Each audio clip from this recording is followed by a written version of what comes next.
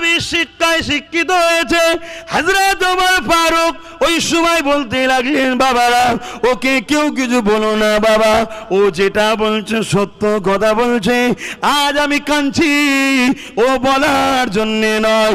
আহারে আমার দয়ার নবী আমাদেরকে প্রকৃত মানুষ যদি বানিয়ে না দিয়ে যেত, আজকে এত হাজার হাজার লোকের সামনে আমি অন্যায়কারী হিসাবে প্রমাণ হয়ে যেতাম, আমি জালিম হিসাবে প্রমাণ হয়ে যেতাম।